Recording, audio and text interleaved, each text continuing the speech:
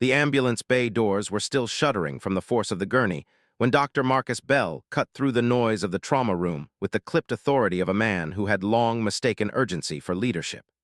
Rain hissed against the glass beyond the receiving doors, and the white overhead lights bleached every face into the same exhausted shade.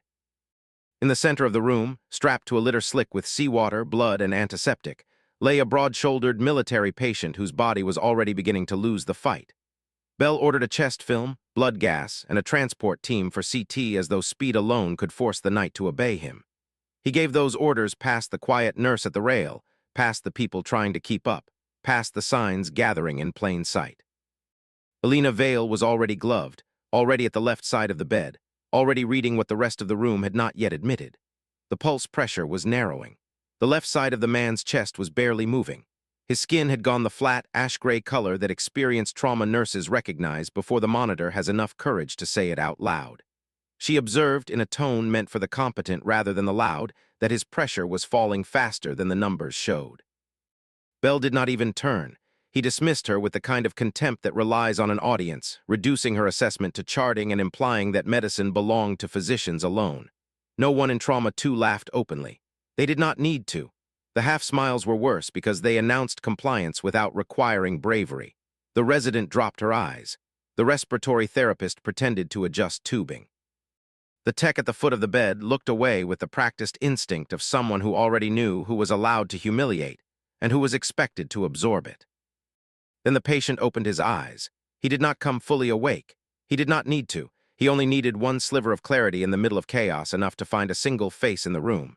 His hand rose with surprising strength, caught Alina by the wrist, and held on. His lips moved just enough to release one word, one old name, one impossible recognition. He called her Wren. For a beat that seemed longer than the storm outside, Alina did not react. Her expression stayed level, her hand remained steady on the rail, and yet something older than the emergency department moved behind her eyes. It was the kind of stillness born in harsher corridors under more merciless lights, where hesitation was not corrected by paperwork, but by funerals. Bell kept talking, kept ordering, kept asserting himself over the only person in the room the patient had recognized. And if he had understood what that name meant, he would not have spoken to her that way again.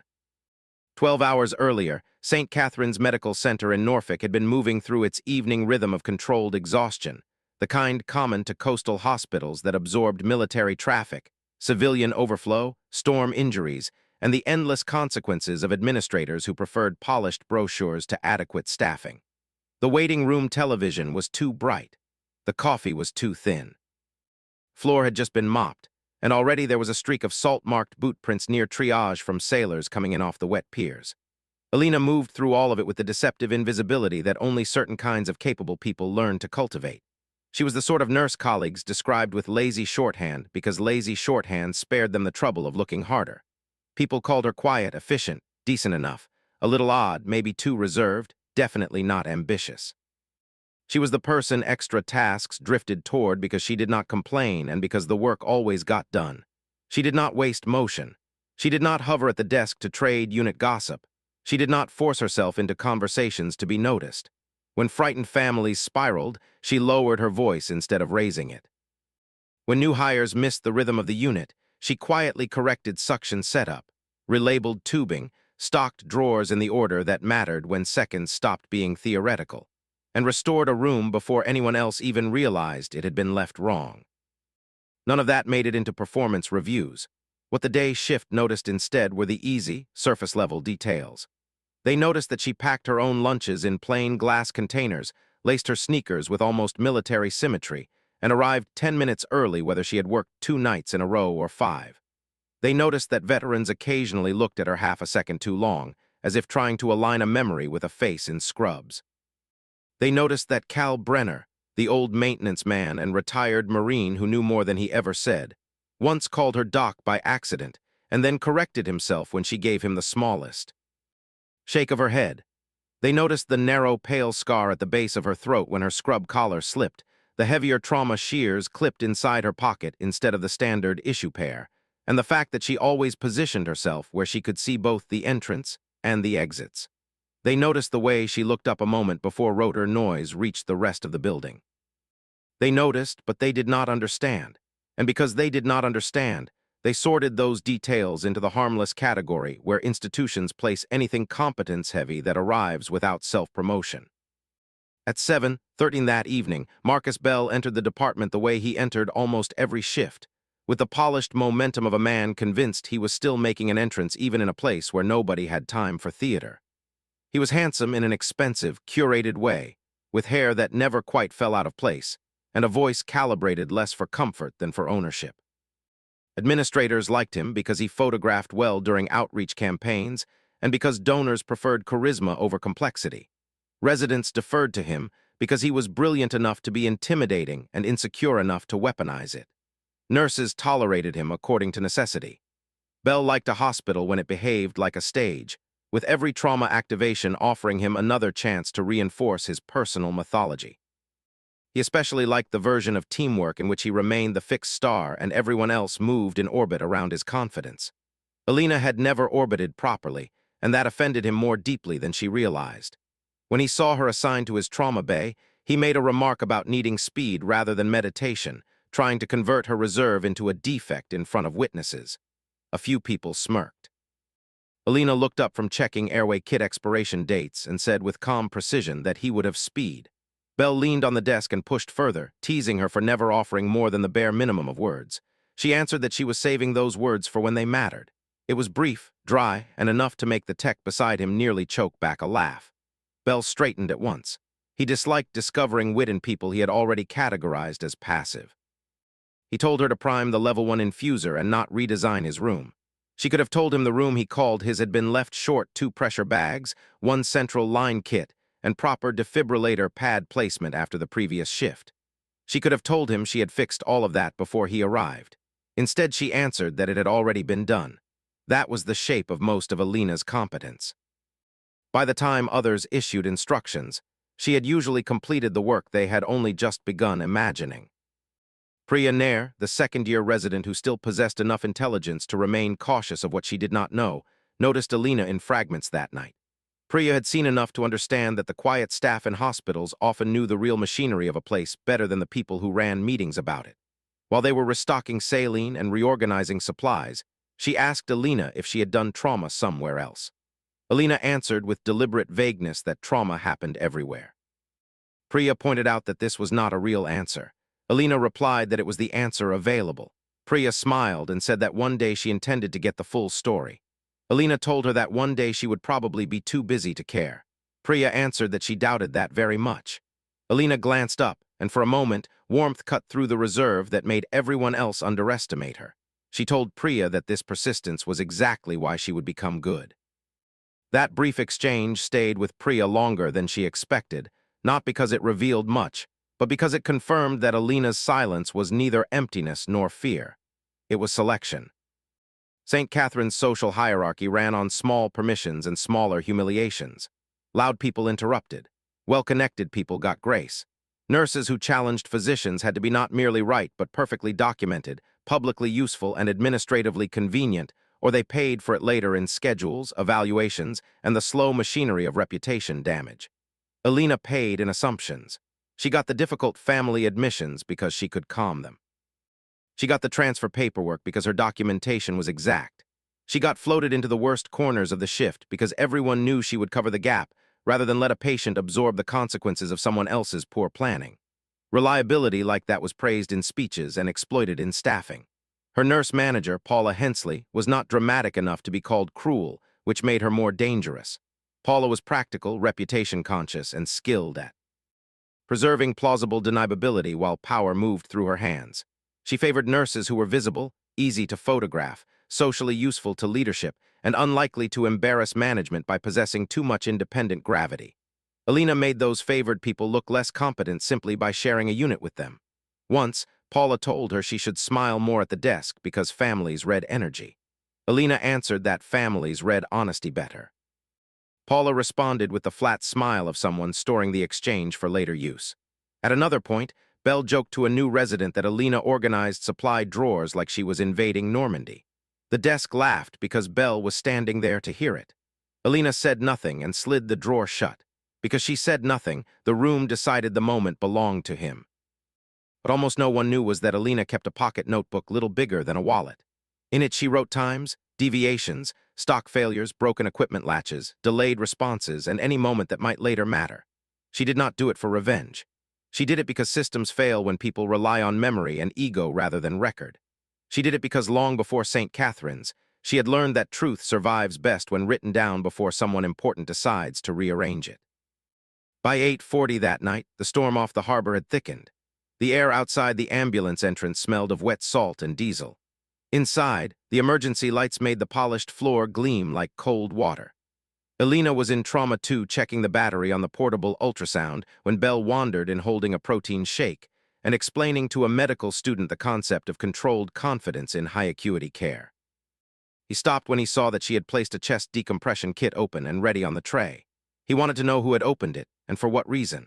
Alina answered that she had done it because of the weather and the military traffic board. If cold water injuries came in from the harbor, she preferred not to be opening sterile gear one-handed after the collapse had already started. Bell stared at her for a beat, and then smiled the way certain men smile when they need witnesses more than they need truth. He asked if she ever became tired of dramatizing everything. She answered simply that she did not. Priya laughed before she could stop herself. Bell's expression hardened by increments. He ordered Alina to put the kit away because they were not going to practice fantasy medicine that night. Alina closed it but set it on the lower shelf instead of returning it to storage. She did not argue further, and no one around them understood that this, too, was a choice. She had preserved readiness while surrendering only appearances. At 9:02, the charge phone rang and the clerk's posture changed halfway through the first sentence. Harbor Patrol was sending in multiple casualties from a training accident near Little Creek. One patient was critical and military. Bell moved instantly, energized now that the night had finally offered him spectacle. He called for Trauma 1, blood, respiratory bedside support, and CT alert. Alina lifted the decompression kit back onto the tray without comment. Bell saw the movement, exhaled through his nose, and clearly decided to correct her later when he had a better audience. The radio report arrived in weather-chopped fragments through static and rain. Male, early 40s, significant chest trauma, hypotensive en route, possible seawater aspiration, decreased responsiveness, military escort aboard, arrival in 4 minutes. Bell snapped orders. Priya put on lead for the chest film. Respiratory set up for intubation. A tech-checked suction. Alina hung warmed fluids, verified O-negative availability, checked monitor leads, and adjusted the trauma bed because she noticed one wheel was dragging. She did it all with her usual unreadable calm. Someone at the desk asked what rank the incoming patient held, but the clerk had no answer. Bell muttered something dismissive about another politician in camouflage. Alina's eyes flicked toward him and then away. When the ambulance doors burst inward, they brought storm, wind, rain, and the sharp metallic smell of blood cut with salt water. The patient on the gurney looked less like a symbol of military prestige than a man the sea had tried and failed to erase. He was broad through the shoulders, hair plastered to his forehead, clothing cut away on one side, occlusive dressing high on the chest, oxygen saturation dropping despite aggressive support. The paramedic gave report with the clipped focus of someone who knew the patient was running out of time. The man had been recovered conscious after a vessel collision during training transfer, had responded only transiently to fluids, was now worsening with respiratory distress, left-sided diminished breath sounds, elevated neck veins, and rapidly collapsing pressure. They sealed one chest defect and called ahead because tension physiology was becoming increasingly likely. Alina's head lifted at once. Bell, however, went directly for laryngoscope blades and said they would intubate, scan, and get surgery lined up. The paramedic hesitated long enough to warn that the patient had decompensated sharply whenever they laid him flatter. Alina said that decompression had to happen before transport. Bell answered that the airway came first. Alina said they needed both. Bell informed her that the patient could have both after he said so. Then the patient's gaze dragged through the light and found Alina. His hand rose weakly, and she took it to stop him from tearing at his oxygen tubing. That was when he whispered the old name. Priya heard it and looked sharply at Alina. Bell either failed to hear it or dismissed it as meaningless delirium. He called for etomidate. Alina leaned closer to the patient and told him to stay with her, using his first name as if it belonged there, as if she knew him. Bell noticed that immediately. When Alina stated that his trachea was shifting, the room entered the brief, terrible stretch in which several disasters can unfold inside 20 seconds, and only the disciplined seem able to slow time enough to choose correctly. The monitor changed pitch. Blood pressure fell again. Respiratory effort became more frantic and less effective. Bell positioned himself to intubate. Alina kept watching the chest. The left side barely rose, the right side strained. Neck veins swelled more obviously under the fluorescent glare. She told Bell to stop and warned that if he sedated the patient before releasing the chest, they would lose him. For a split second, the entire room held its breath. Bell turned on her with fury that had less to do with the patient and more to do with being challenged in public. He accused her of being out of line. Priya's eyes moved rapidly between them. Respiratory froze with the bag valve in hand. Then the patient's pressure vanished from the monitor even though electrical rhythm remained. Alina moved before Bell finished swearing. She opened the tray, put the decompression kit directly into Priya's hand, pointed to the left lateral chest, and told her where to go. Priya hesitated for the smallest fraction of time, suspended between attending authority and emergent reality. Alina did not raise her voice, but command entered it with such force that Priya obeyed. Trapped air released immediately, a hiss that changed the room before numbers caught up. Chest movement improved first, then pressure began clawing upward. Respiratory effort eased just enough to buy the next few seconds. Bell stood still for a stunned beat, laryngoscope in one hand, stripped of tempo. Alina was already hanging blood and calling for the portable ultrasound. Bell snapped that he had it handled. Alina met his eyes and said with a flatness more devastating than anger that he had not. The military escort at the doorway, a chief petty officer soaked through his jacket, took one involuntary step forward and addressed Alina with a formality that landed strangely in civilian air. He said the patient had asked for her. Bell heard the title attached to her and understood only that some alignment in the room had shifted. Priya dragged over the ultrasound. Bell took the probe, perhaps out of instinct, perhaps because reclaiming procedure felt easier than reclaiming authority. Alina was already turning the screen, already angling the patient, already telling him to go subsiphoid. He complied before he appeared to realize he was complying. The image bloomed in grainy black and white. Fluid crowded the pericardial space where none should have been. Priya identified the effusion. Alina named the physiology. Bell ordered the tray prepared, repeating her assessment as if ownership could be reattached by timing alone. But the screen was now its own witness, and everyone in Trauma 1 understood what it meant. If they had sent this man to CT first, he might have died in an elevator. For the next 15 minutes, the room worked at the edge of catastrophe. Bell performed the invasive intervention. Alina managed flow, blood, sequence, and personnel. Priya anticipated without prompting, numbers stabilized by painful increments. The patient remained alive through the narrowest possible margin. When the cardiothoracic surgeon arrived, reviewed the findings, and asked who had caught the tamponade before transport, there was a silence that lasted half a beat too long. Bell answered that his team had caught it. The chief petty officer corrected him at once and pointed directly at Alina. Bell repeated the word team, but it had already failed. Something fundamental had changed.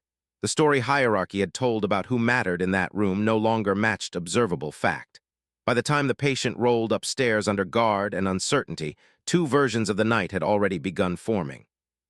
One belonged to reality, the other belonged to Marcus Bell.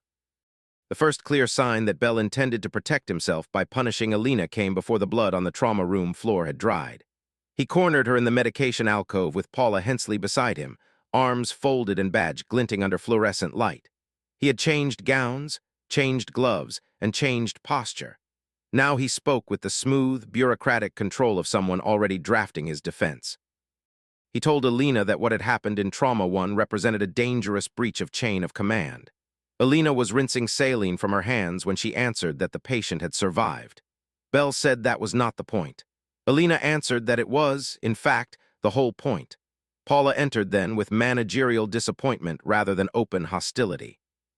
She said that no one was disputing the outcome, but Alina's conduct remained a concern because she had issued direct procedural instructions to a resident in contradiction to the attending physician.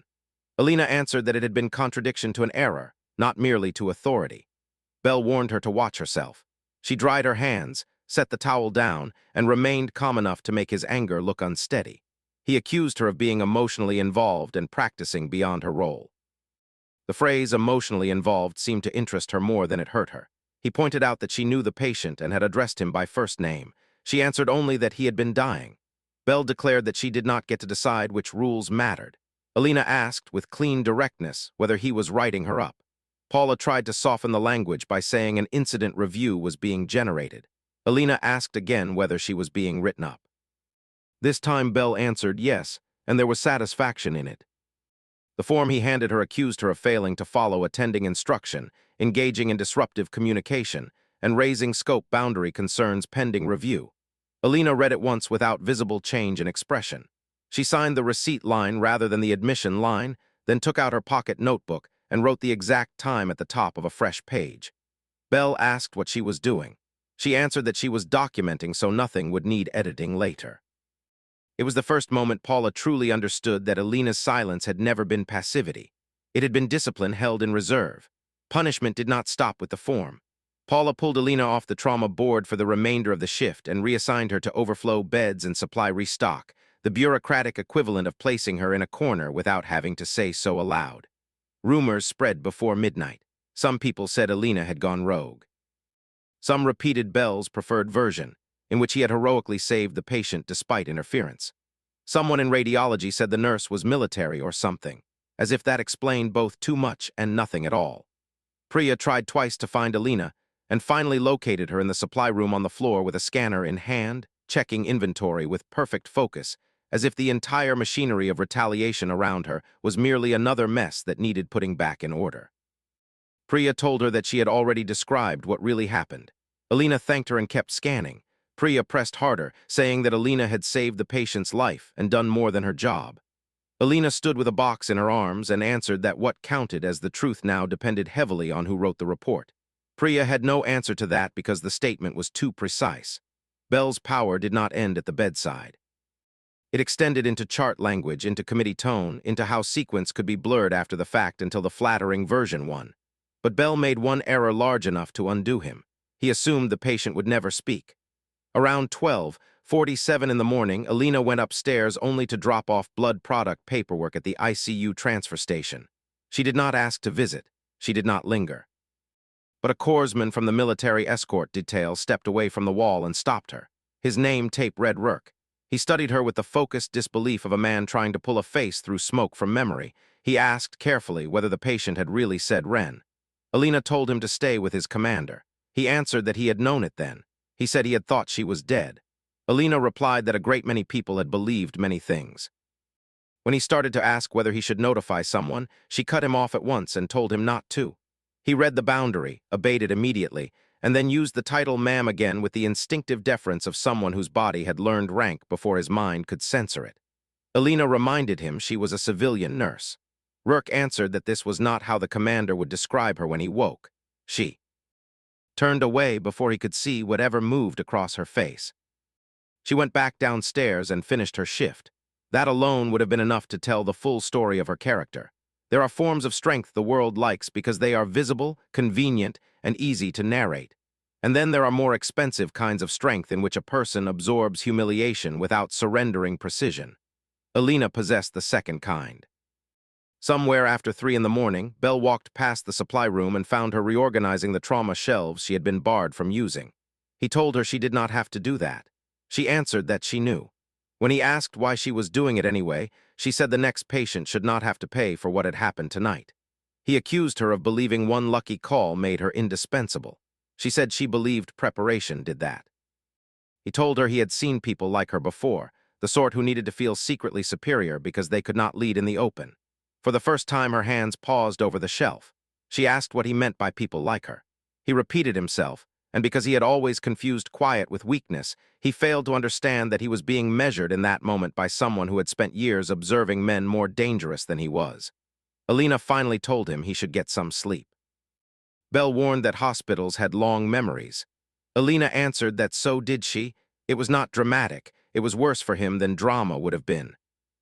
Morning arrived in washed-out gray light over the harbor. Night shift moved like survivors, and day shift entered smelling faintly of coffee, soap, and optimism they had not yet spent. Alina stayed 20 minutes late to finish documentation. Every line was exact. Every timestamp was anchored. Observation was kept separate from interpretation so cleanly that no lawyer on earth could confuse one for the other. Priya sat beside her with 2 coffees and told her that Belle had already amended the chart twice after transfer. Alina answered that of course he had. Priya asked if that did not bother her. Alina said it interested her. The difference mattered. At 7, 11. The ambulance entrance doors opened again, not for a patient this time, but for two dark vehicles and three people in uniforms serious enough to change the air around them before anyone crossed the threshold. At the center was Captain Miriam Shaw, Naval Special Warfare Medical Liaison. She was immaculate, silver-haired, calm enough to be frightening, and accompanied by a Master Chief whose face suggested that repeated questions were never his preferred method. Paula reached the desk almost instantly, composed and managerial. Shaw presented identification and said they were there regarding Commander Nathan Cross. Bell appeared from the physician corridor with practiced concern and introduced himself as the attending on the case. He said the commander was stable after intervention. Shaw looked at him for one measured second and asked because of whose intervention. Bell answered that his team had responded effectively under difficult conditions. Shaw replied that she was sure someone had. The Master Chief requested the initial EMS handoff recording, trauma bay access log, bedside witness list, and any incident reports filed since admission. Paula said that sounded extensive. He said it was standard. Bell asked standard for what? Shaw answered that it was standard for understanding why a commander in her operational chain had to identify the correct clinician while in decompensating shock. The desk went still enough that even people pretending not to listen stopped pretending well. Bell attempted to dismiss the recognition as delirium. Shaw asked whether he was certain about that. She then said she wanted to know where nurse Alina Vale was. Paula answered too quickly that Alina had been removed from trauma assignment pending review for protocol concerns. Shaw found that interesting because Cross had regained enough consciousness 32 minutes earlier to ask whether Wren was alive and whether St. Catherine's had removed her from his care. Paula admitted she did not know who Wren was. At that moment, Alina stepped out from the documentation room with her bag over one shoulder, and Shaw recognized her at once. Alina answered with a single word, Captain, and that word fell into the like a dropped instrument. Bell's face emptied in stages. Shaw told Alina quietly that Cross had made it through the night and had already used her call sign in front of his ICU team, his executive officer, and a deeply confused intensivist. Alina closed her eyes for the smallest beat, unsurprised and irritated in equal measure. Shaw said they needed a room. Paula attempted to redirect, but Shaw cut her off with the cool certainty of someone who had no interest in institutional spin. She made it clear that the matter concerned patient safety, not military sector. Sigh. The conference room off administration was too cold, the coffee stale, the table glossy with that cheap veneer institutions use when they want seriousness to look affordable. By 7:40 it contained Shaw, the Master Chief, Paula, Bell, the day nursing supervisor, legal counsel, Priya as witness, and Alina at the far end with her hands folded and expression unreadable. Shaw did not rush. She began with sequence. She asked for the EMS timeline, the resident account, and the bedside finding order. She asked why an incident report had been filed against the nurse, whose assessment aligned with both pre-hospital concern and subsequent successful intervention. Bell leaned back and adopted the measured tone of a man preparing to sound reasonable in a room designed to reward it.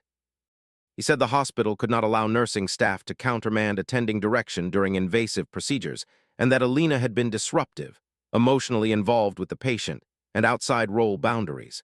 Shaw isolated the phrase emotionally involved and asked whether he meant she had recognized him. Bell spread his hands and said objectivity mattered. Shaw turned to Priya and asked who first voiced concern for tension physiology. Priya answered without hesitation that Alina had. Shaw asked who directed immediate decompression when the patient crashed. Priya said Alina again. Shaw asked who identified tamponade at bedside before transport. Priya said Alina did. Bell cut in to claim it all occurred under his supervision. Shaw ignored the framing and asked the simpler question of whether Alina had recognized the lethal pattern before he had. Priya answered yes. The Master Chief placed a small recording device on the table and said it contained the EMS body mic. When he pressed play, the room listened to rain, straps, static, report, and then the sequence Bell had hoped to blur forever. The paramedic described diminished left-sided sounds, neck veins, and pressure collapse. Alina's voice came next, calm and low, stating that decompression was needed before transport. Bell's dismissal followed. Then the crash, then Alina again, this time with command sharpened by necessity, warning that sedation before release of the chest would cost the patient his life. The recording ended.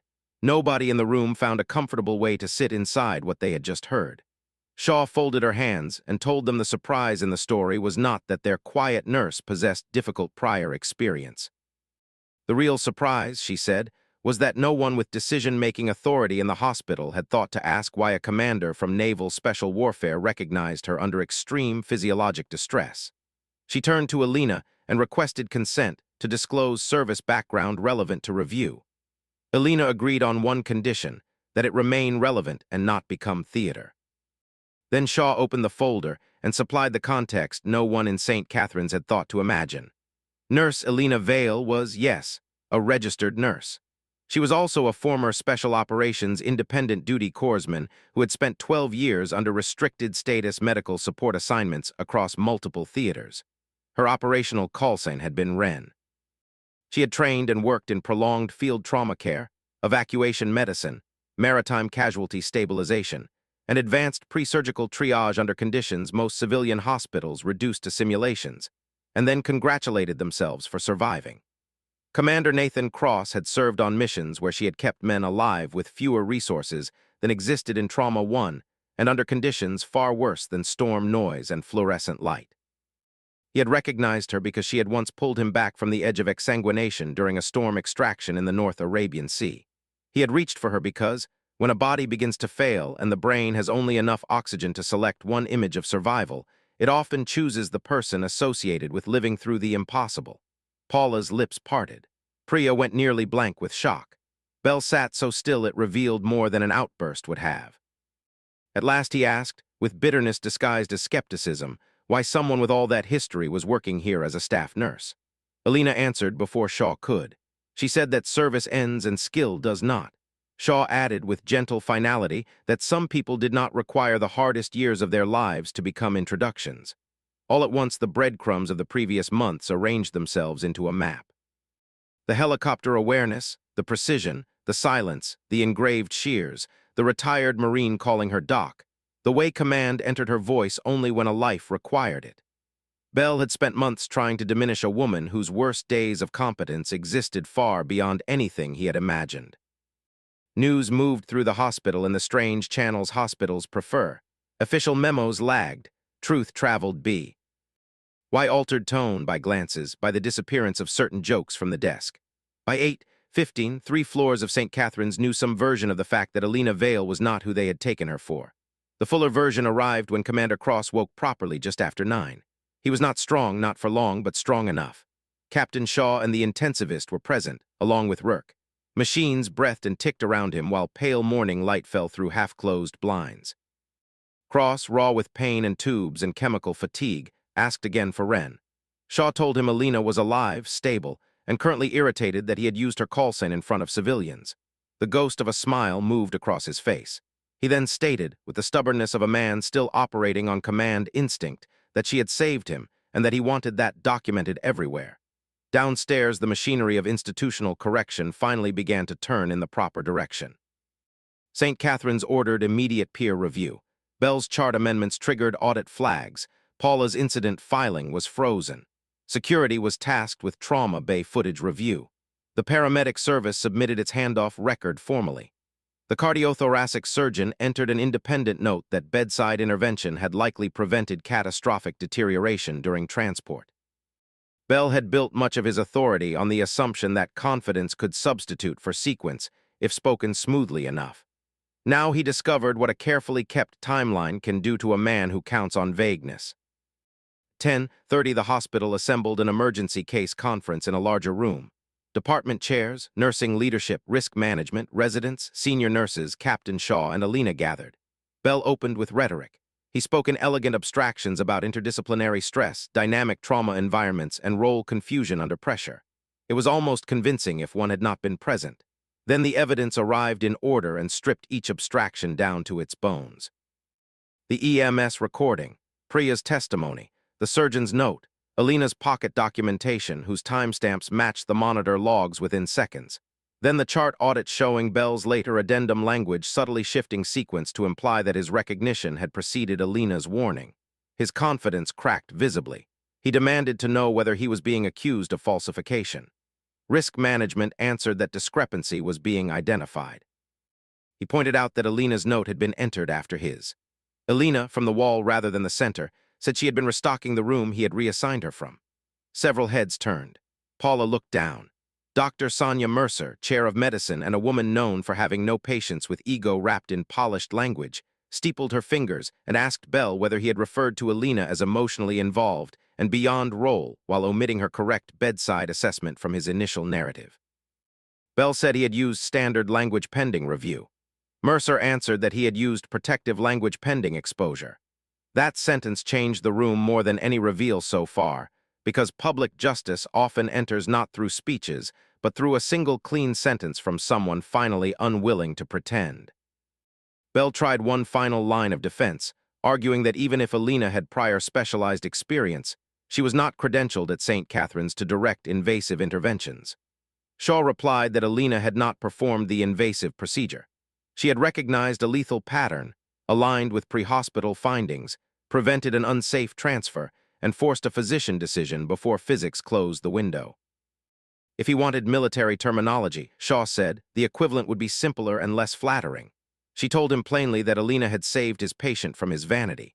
No one in the room forgot that line. Paula attempted to recover by claiming the institution valued speaking up culture. The statement died on contact with reality. Gloria Mendez, one of the senior trauma nurses, asked why the only person who had spoken up had then been removed from trauma duty. Paula answered that protocol mattered. Gloria answered that survival mattered too. St. Catherine's corrected itself then not because it became noble overnight, but because denial had finally become more expensive than truth. Bell was removed from unsupervised trauma lead pending peer review. His charting privileges were restricted. He was ordered not to contact witnesses. Paula was placed under administrative inquiry for retaliatory reassignment after a patient safety speaking up event. The write-up against Alina was voided before it could settle into official personnel history. No one applauded. Hospitals do not clap when they are forced to become less wrong. After the conference, Bell found Alina outside the room while staff filtered away in careful silence. Priya lingered down the hall, and a security officer pretended not to notice them. Bell looked older than he had 12 hours earlier, not because of time, but because certainty had drained out of him. He told Alina that she could have said something, clearly meaning she could have announced who she had once been and spared him the humiliation of underestimating her in public. Alina asked what exactly he thought she should have said. He clarified that he meant her past, her background, the story he now believed she had hidden from him. Alina answered with the devastating simplicity of truth that he had never asked. Bell objected that this was unfair. She said it was accurate. He then accused her of letting him walk into all of this blind. Alina told him that he had not walked into her. He had walked into himself. He had no answer. Priya approached then, perhaps by instinct, perhaps to ensure Bell did not reclaim even one last private advantage. She handed Alina a sealed envelope containing a copy of the meeting summary so far. Alina thanked her. Priya said, with admiration rather than the old condescension, that she would never call Alina quiet again. Alina replied that she hoped she would, because she had grown attached to the description. The line traveled through the department by evening, but now it carried respect rather than mockery. Later that afternoon, Commander Cross's executive officer arrived carrying a small black case and the solemnity of someone delivering an object that had already earned meaning before it changed hands. He asked for Nurse Alina Vale by full name. They met in a family consult room away from overhead chatter. The officer said Cross was still limited, but had insisted the item not wait. Inside the case sat a challenge coin, heavy, worn at the edges, clearly carried for years before being stored. One side held the insignia of Cross's unit. The other bore the etched outline of a bird in flight, a wren. Beneath it lay a folded card in a shaking hand with 3 words that said more than ceremony could. Still on station. Alina stared at the note for a long time. The officer told her that if she attempted to refuse the coin, he had been instructed to remind her that the commander technically outranked her objections. That nearly became a laugh and nearly became grief. She answered that of course he would say that. The coin remained in her hand longer than the rest of the room did. That evening, ICU granted Alina a brief visit. Cross looked terrible in the broad sense and better only in the narrow clinical one. Tubes, bandages, monitors, the machinery of organized survival surrounded him. But his eyes were fully awake now, and when she stepped in, recognition sharpened them instantly. Alina told him he looked awful. He responded with the rough humor of old familiarity. She stood beside the bed and for the first time since arrival checked nothing, adjusted nothing, charted nothing. She was not there as staff in that moment. She was there as the person his body had reached for while death crowded close. She told him he had nearly forced her into even more paperwork than usual. He answered in kind. Their rhythm was old, restrained, and built on the kind of trust that does not need explanation. Cross told her Belle had treated nursing as though it were small. Alina answered that she was a nurse and did not need the word rescued from itself. Cross said he knew what he meant. She admitted she did. He apologized then, not for almost dying, but for using her call sign in front of civilians and forcing open a part of her life she had clearly preferred to leave folded shut. Alina answered that hypoxia had limited his available choices. He said he had made better ones while hypoxic in the past. She suggested that claim was debatable. Then his humor faded and he asked whether they were treating her properly now. Alina looked at the monitor rather than at him and said they were treating the truth more carefully, which was not the same thing. Cross, too experienced to confuse process with justice, said so directly. He told her to stay until it was. She admitted then that she was tired. She said everyone was looking at her differently now and that she had liked it better when they had not looked at all. Cross told her that was over. Too late, Wren, he said with the weary certainty of someone who knew that once truth breached containment, invisibility could not be put back on like a jacket. Something shifted in Alina during that conversation, not publicly but inwardly. She had spent years converting herself into a shape that allowed her to work without spectacle. Now she faced the far more uncomfortable task of being seen accurately. Public correction arrived 2 days later at the mandatory all-staff patient safety forum Belle had once treated as institutional theater. Attendance was required for trauma physicians, charge nurses, senior residents, and unit leadership. The stated topic concerned interdisciplinary escalation culture. The actual topic was what happens when hierarchy nearly kills someone and documentation refuses to lie. Dr. Sonia Mercer led the session. Captain Shaw attended in plain clothes. Paula Hensley sat in the room, but no longer at the head table. Belle took a seat in the second row, stripped of the easy social gravity that depends on people believing you are untouchable. Mercer did not open with names. She walked through the case as timeline and policy.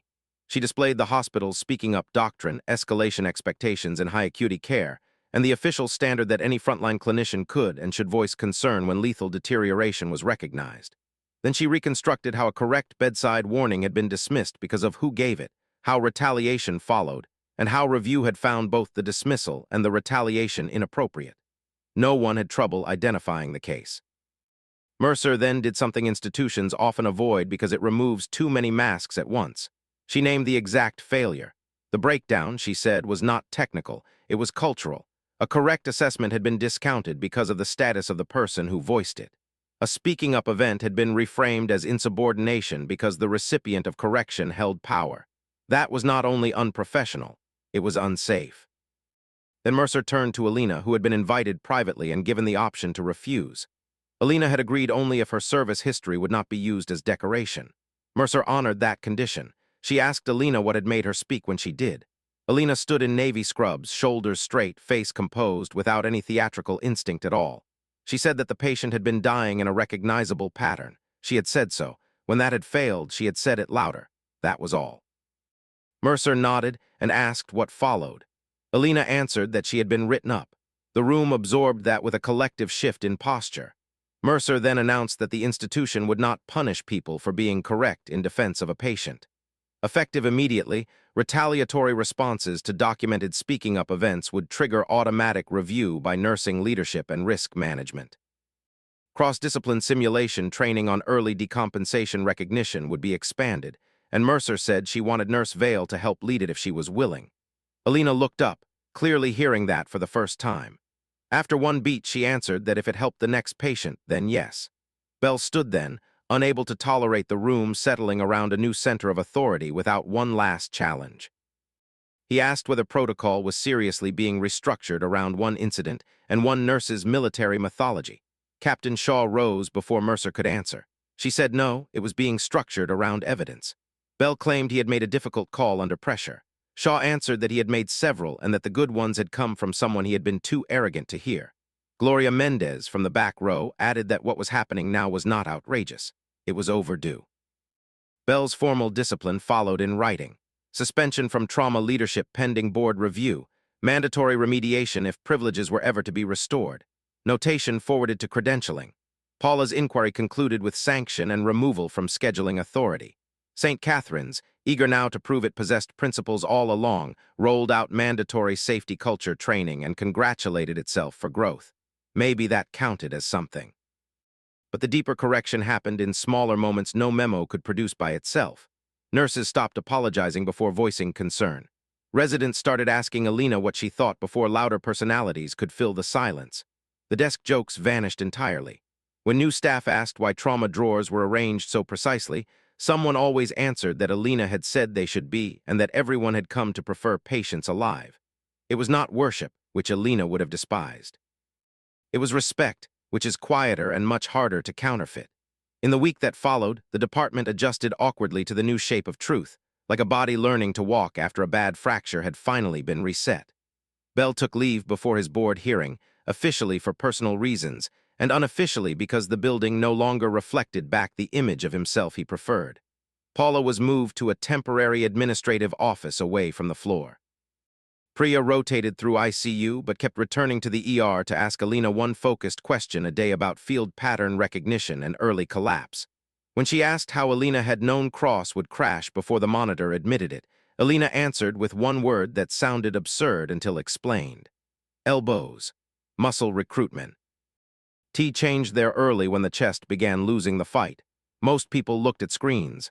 Bodies told the truth first. Priya stared at her and said she carried entire textbooks in her eyes. Alina answered that she carried consequences, which was a different education entirely. Cross improved faster than expected and slower than he wanted, which was precisely the kind of contradiction Alina predicted. Rourke later reported that the commander had already asked whether he could walk downstairs to the ER, and Alina instructed the corpsman to tell him that if he tore a line because his ego needed a hallway appearance, she would personally send him back to step down. Rourke laughed and remarked that it was good to know some things outranked command. Lena replied that eventually almost everything did. He lingered long enough to ask whether she was coming back to the clinic next month. She looked up slowly and said she had never stopped going. The free veteran clinic on the edge of town had been receiving her off-shift hours for nearly a year, and almost nobody at St. Catherine's had known. Once again, the revelation changed less about Alina than about everyone else's understanding of where her values had always lived. The public story had finally caught up to the private architecture. One late afternoon, Dr. Mercer called Alina into her office. Harbor light cut across framed credentials and a potted plant that looked too supervised to be thriving naturally. Mercer told Alina she owed her an apology. She said she should have recognized Bell's culture sooner and should never have required a commander's liaison to take a speaking-up event seriously. Alina accepted the apology without dramatizing it. Then Mercer said she also owed Alina an ask. She wanted Alina to consider taking a formal role in trauma education, cross-discipline simulation, and frontline escalation training.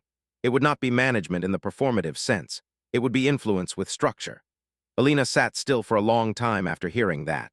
She had spent years avoiding positions that turned competence into visibility. She said she was not interested in becoming a mascot for the hospital's redemption arc. Mercer, to her credit, answered that neither was she. What she wanted was someone the floor would trust, someone who understood that culture fails long before policy notices, and someone who could teach pattern recognition without ego. Alina asked whether this was a title or work. Mercer said it was work first, which was the only answer that could have mattered. Alina did not accept immediately. She went home after that shift to her small apartment, where the storm-damp wind still pressed at the windows and the city sounded far away. On the kitchen table lay her lunch containers, neatly washed and drying. The challenge coin from Cross sat beside her pocket notebook, heavy and out of place in civilian light. For a long time, she did not touch either object. She thought about all the years she had spent learning how to become invisible enough to function, how to let her hands do the work without dragging the past into every room. She thought about St. Catherine's, about the ugly truth that institutions rarely improve because they deserve to, and about the quieter truth that patients do not get to choose whether the people around them have matured enough to save them. She thought about the next trauma bay, the next arrogant man, the next young resident frozen between status and physiology, the next nurse who might say the right thing once and never say it again if punishment followed. By the time dawn began diluting the harbor dark, she knew that refusal would spare her attention but cost others something more important. So she came back. She told Mercer she would take the role on conditions, no ceremonial use of her service history, no photo campaigns, no donor-facing mythology, No reduction of nursing judgment to inspirational branding. The work would be practical, documented, cross-discipline, and aimed at the next patient rather than the last headline. Mercer agreed. The first simulation Alina led made several people uncomfortable, which was precisely why it worked. She built the scenario around subtle collapse rather than obvious disaster. The monitor was late on purpose. The body told the truth first. She forced residents to watch chest movement, skin tone, accessory muscle use, neck veins, and the changing geometry of effort. She made attendings verbalize why they were ruling out tension and tamponade before reaching for procedures that satisfied their own rhythm. She made nurses speak first when they saw it. Priya watched the room transform under Alina's method and understood, maybe for the first time, that expertise did not need to sound loud to be absolute. Alina never once mentioned the North Arabian Sea. She never said the word special operations. She never turned herself into legend. She taught like a person who had all Rhea. Di buried enough mistakes and did not wish to add anyone else to the count. Staff listened because the lessons were exact, because the outcomes attached to them felt immediate, and because everyone in that room knew what had almost happened to Commander Nathan Cross. Over time, the new culture settled not as inspiration but as habit. People interrupted arrogance sooner. They asked better questions. They learned to treat quiet observation as data rather than background noise. This was not revolution. It was something harder and more durable. It was repair. Weeks later, Cross was finally discharged. He arrived in the lobby with a slower gait, cleaner bandages, and the deliberate annoyance of a man forced to heal at less than full speed. Rourke stayed nearby, pretending to be less protective than he actually was. Cross asked to stop by the ER on the way out, and this time Alina did not object. The department looked up in waves as he entered. Not because he was military, though that mattered to some, and not because he had nearly died there, though everyone remembered. They looked because the story had become part of the unit's bloodstream now. Cross paused at the trauma desk, glanced at the shelves Alina had reorganized that night, and then at the room where Bell had once performed certainty so effortlessly. Alina met him near the doorway. Neither of them needed ceremony. He thanked her again, but this time not as a patient to a nurse. He thanked her as one survivor of consequence to another. She told him to stay out of boats in bad weather. He told her to stay out of hospitals run by idiots. She said that second wish might be harder. For a few seconds, they stood inside a silence that said more than anyone around them could have interpreted fully. Then Cross pressed his palm once against the trauma desk in a private sort of salute and left. People watched him go. Then they watched Alina turn back to work without drama, without triumph, without any need to stand at the center of what had happened. That was the final lesson for many of them. Real authority did not always collect around the loudest person in the room. Sometimes it settled, almost invisibly, around the one person who had always been doing the work. Months later, when newer staff asked how the changes had started, no one told the story exactly the same way, but the truth held regardless of version. They said a commander came in dying and recognized the only person in the room whose instincts had been honed, where mistakes cost more than embarrassment. They said a quiet nurse saw collapse before the monitor admitted it. They said an attending tried to bury her under protocol and paperwork, and was instead buried by his own sequence. They said administration learned, reluctantly, that speaking up culture either exists when it is inconvenient or it does not exist at all. They said Alina Vale had once been called the monastery nurse by people too lazy to measure her properly. Afterward, they called her something else, though never to her face if they knew what was good for them. Alina herself changed less than everyone expected. She still packed her lunch in glass containers. She still arrived early. She still spoke only when there was something worth saying. The difference was not that she became louder. The difference was that the room around her finally learned how to listen. And in a hospital where so many disasters begin with somebody certain that they do not need to hear the quiet person at the rail, that change was not small. It was life measured correctly. It was hierarchy forced to kneel to evidence. It was one patient surviving long enough to expose a lie, one nurse refusing to let truth be edited, and one institution discovering, late but not too late, that the people doing the real work are often the ones who never felt the need to announce themselves in the first place.